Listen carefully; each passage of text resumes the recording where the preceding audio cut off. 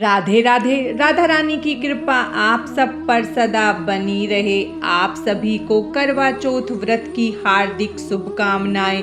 चौथ माता आपका सुहाग सदा बनाए रखे। आज हम करवा चौथ माता और विनायक जी की कथा को सुनेंगे। तो चलिए हम चौथ माता का ध्यान करते हुए करवा चौथ व्रत की कथा को सुनते हैं। बहुत समय पहले की बात है कि किसी नगर में एक साहूकार रहता था जिसके 7 पुत्र थे और एक पुत्री थी।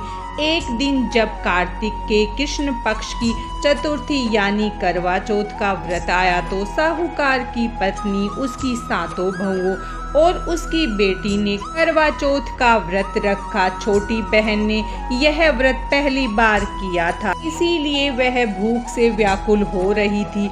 7 भाई अपनी बहन से अत्यंत प्रेम करते थे, इसीलिए उसे इस अवस्था में नहीं देख पा रहे थे।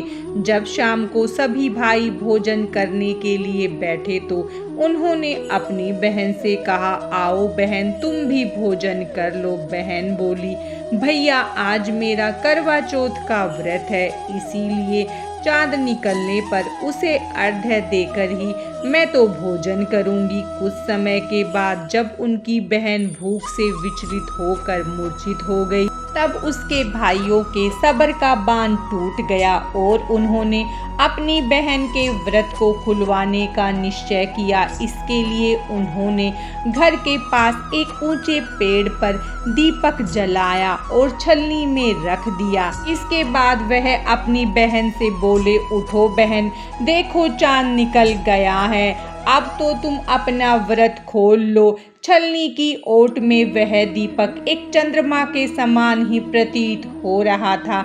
छोटी बहन भी अपने भाइयों का कहा मानकर अर्घ्य देने निकल पड़ी और उसने अपनी भाभियों से कहा कि भाभी देखो चांद आ गया है, आप लोग भी अर्घ्य दे दो। इस पर भाभी बोली कि अभी हमारा चांद नहीं निकला है, उसमें अभी समय है, तुम चंद्रमा को देखकर व्रत खोल लो।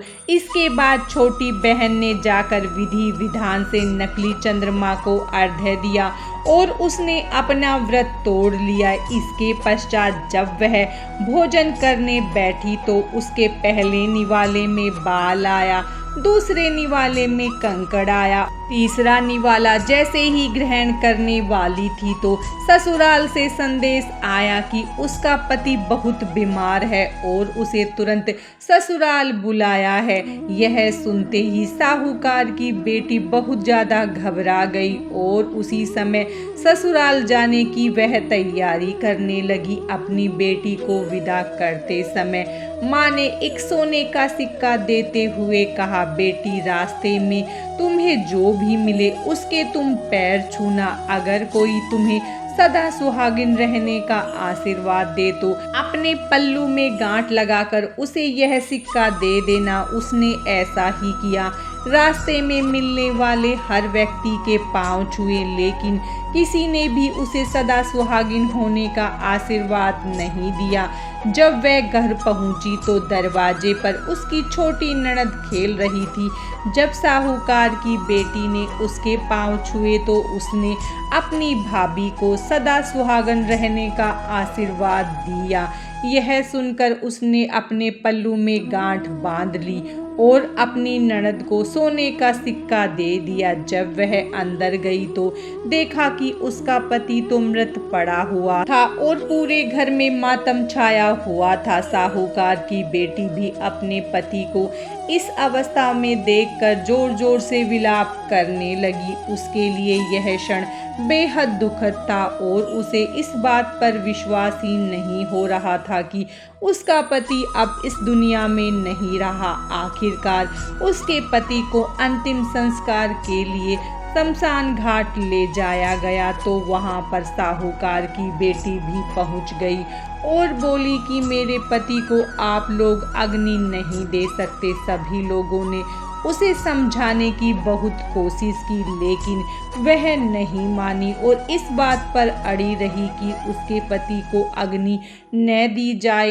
अंत में गांव वालों ने उसे बहुत कोसा और बोले कि यह कैसी पत्नी है जो अपने पति को मुक्ति भी नहीं मिलने दे रही है। इसे यहीं छोड़ दो और इसके लिए एक झोपड़ी बनवा दो। इतना कहकर गांव वाले वहां से चले गए और साहूकार की बेटी के रहने के लिए उन्होंने झोपड़ी बनवा दी। फिर वह अपने पति के मृत शरीर के साथ उस झोपड़ी में रहने लगी। साहूकार की बेटी अपने पति के शरीर की सफाई करती और उसके निकट बैठी रहती। वहीं आकर उसकी छोटी ननद उसे 2 वक्त का खाना दे जाती थी, जिसे खाकर उसका गुजर बसर चल रहा था।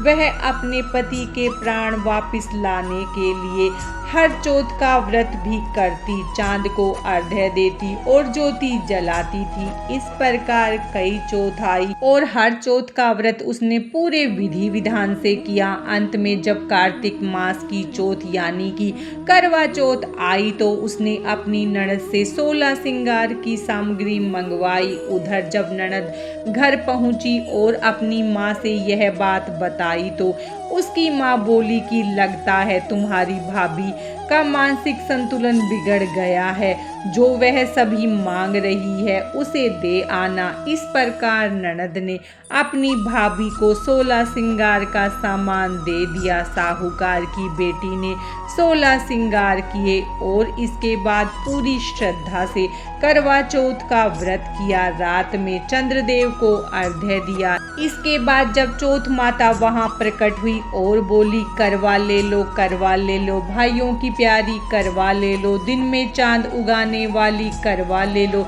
यह सुन उसने माता के पैर पकड़ लिए और बोली माता मुझ पर कृपा करके मेरा सुहाग वापस कर दो। यह सुन देवी ने कहा भाइयों की प्यारी, तुझे सुहाग से क्या लेना देना, तुझे तो सुहाग से ज्यादा भोजन प्यारा है। इस पर साहूकार की बेटी बोली माता मुझसे अनजाने में भूल हो गई, मुझे कृपा करके क्षमा कर दो। तब माता बोली बेटी मेरे पाँव छोड़ दो, मेरे जाने का समय हो गया। लेकिन साहूकार की बेटी नहीं मानी और बोली नहीं माता, जब तक तुम मेरे पति के प्राण वापस नहीं कर देती तब तक मैं तुम्हें नहीं जाने दूंगी। जब माता के बार बार कहने पर भी उसने पैर नहीं छोड़े तो माता का दिल पिघल गया और उसकी निष्ठा को देखते हुए बोली कि क्या तुम अपने सुहाग की सामग्री मुझे दे सकती हो। इसके उत्तर में साहूकार की बेटी बोली माता आप सुहाग सामग्री क्या, मेरे प्राण ले लीजिए, बस मेरे पति के प्राण लौटा दीजिए। इसके पश्चात उसने माता को श्रृंगार की सामग्री अर्पित कर दी। माता ने अपनी आंख से काजल, मांग से सिंदूर निकालकर उसके पति पर छिड़क दिया। इस प्रकार माता की कृपा से साहूकार की बेटी का पति जीवित हो उठा। उसने माता के पैर छुए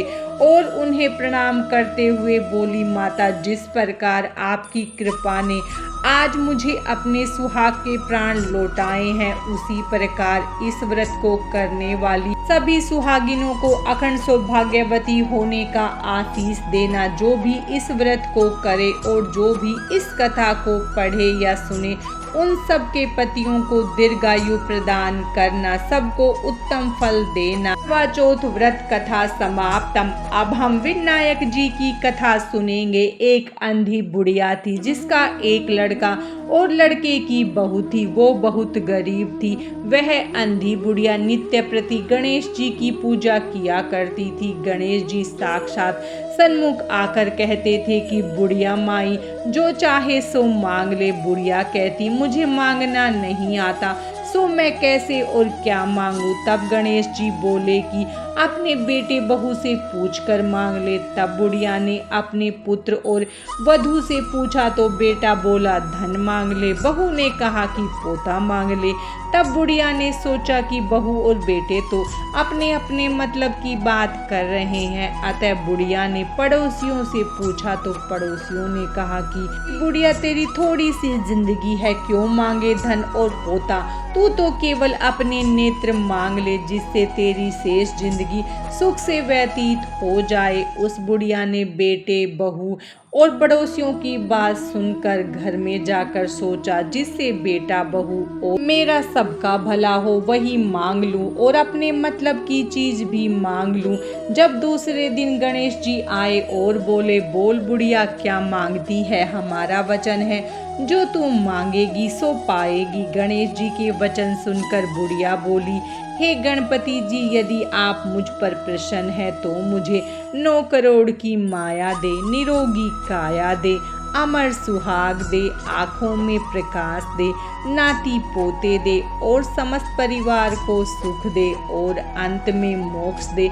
बुढ़िया की बात सुनकर गणेश जी बोले, बुढ़िया माँ, तूने तो मुझे ठग लिया। खैर, जो कुछ तूने मांग लिया वह सभी तुझे मिलेगा। यूं कहकर गणेश जी अंतर्ध्यान हो गए। हे गणेश जी, जैसे बुढ़िया माँ को मांगने अनुसार आपने उन्हें सब कुछ दिया, वैसे ही हम सबको देना, हमको भी देने की कृपा करना। विनायक जी की कथा समाप्तम। चौथ माता की कृपा आप सब पर सदा बनी रहे। राधे राधे।